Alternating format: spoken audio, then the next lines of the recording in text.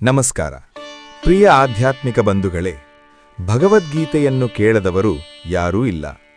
ಎಷ್ಟೋ ಜನಗಳು ಭಗವದ್ಗೀತೆಯನ್ನು ಕೇಳಬೇಕು ಅಂತ ಕಾಯುವವರಿದ್ದಾರೆ. ಬನ್ನಿ, ಭಗವದ್ಗೀತೆಯ ಶ್ಲೋಕಗಳನ್ನು ಮುಂದುವರಿಸೋಣ.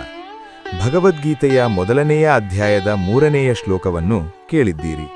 ಅಲ್ಲಿ ದುರ್ಯೋಧನನು ಗುರುಗಳಿಗೆ ಹೇಳಿದನು, ನಿಮ್ಮ ಪ್ರಿಯ ಶಿಷ್ಯ ತೀಕ್ಷ್ಣ ಬುದ್ಧಿಯ ಶಿಷ್ಯ ಅರ್ಜುನನ ಮೇಲೆ ಯುದ್ಧದ ಸಂದರ್ಭದಲ್ಲಿ ಔದಾರ್ಯತೆಯನ್ನು ತೋರಬಾರದು ಎಂದು ಎಚ್ಚರಿಕೆಯನ್ನು ನೀಡಿದನು. ಶ್ಲೋಕ 4. ಅತ್ರ ಶೂರಾ ಮಹೇಶ್ವಾಸ ಭೀಮಾರ್ಜುನ ಸಮಾಯುಧಿ ಯುಯುದ್ಧಾನೋ ವಿರಾಟಶ್ಚ ದ್ರುಪದಶ್ಚ ಮಹಾರಥಃ. ಹೋರಾಟದಲ್ಲಿ ಭೀಮಾರ್ಜುನರಿಗೆ ಸಮಾನರಾದ ಅನೇಕ ವೀರಬಿಲ್ಲಾಳುಗಳು ಈ ಸೈನ್ಯದಲ್ಲಿದ್ದಾರೆ. ಯುಯುದ್ಧಾನ, ವಿರಾಟ ಮತ್ತು ದ್ರುಪದರಂತಹ ಮಹಾರಥರಿದ್ದಾರೆ ಎಂದು ದುರ್ಯೋಧನನು ಗುರುಗಳ ಬಳಿಯಲ್ಲಿ ಸೈನ್ಯದಲ್ಲಿರುವವರ ಬಗ್ಗೆ ಹೇಳುತ್ತಿದ್ದಾನೆ.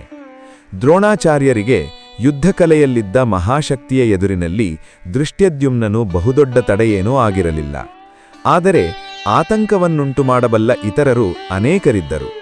ಅವರಲ್ಲಿ ಪ್ರತಿಯೊಬ್ಬರೂ ಭೀಮಾರ್ಜುನರಷ್ಟೇ ದುರ್ಜಯರಾದದ್ದರಿಂದ ಕೌರವರ ಜಯಕ್ಕೆ ಅಡ್ಡಿಯಾಗಬಲ್ಲರೆಂದು ದುರ್ಯೋಧನನು ಅವರನ್ನು ಹೆಸರಿಸುತ್ತಾನೆ. ಅವನಿಗೆ ಭೀಮಾರ್ಜುನರ ಶಕ್ತಿಯ ಅರಿವಿತ್ತು. ಆದ್ದರಿಂದ ಅವನು ಇತರರನ್ನು ಅವರೊಂದಿಗೆ ಹೋಲಿಸಿದನು. ಅವರು ಯಾರ್ಯಾರು ಅಂತ ಮುಂದಿನ ಶ್ಲೋಕದಲ್ಲಿ ಕೇಳೋಣ.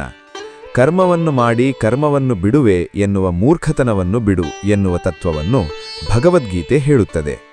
ಪ್ರಿಯ ಆಧ್ಯಾತ್ಮಿಕ ಬಂಧುಗಳೇ, ಮುಂದಿನ ಶ್ಲೋಕಗಳನ್ನು ಮುಂಬರುವ ಸಂಚಿಕೆಯಲ್ಲಿ ಕೇಳೋಣ. ಹರೇ ಕೃಷ್ಣ ಕೃಷ್ಣ ಕೃಷ್ಣ ಹರೇ ಹರೇ, ಹರೇ ರಾಮ ರಾಮ ರಾಮ ಹರೇ ಹರೇ. ಸರ್ವೇ ಜನಾಃ ಸುಖಿನೋ ಭವಂತು, ಸಮಸ್ತ ಲೋಕಾನಿ ಸನ್ಮಂಗಲಾನಿ ಭವಂತು. ಓಂ ನಮೋ ಭಗವತೆ ವಾಸುದೇವಾಯ. ಹರಯೇ ಕೃಷ್ಣ ಪರಮಾತ್ಮನೇ ನಮೋ ನಮಃ.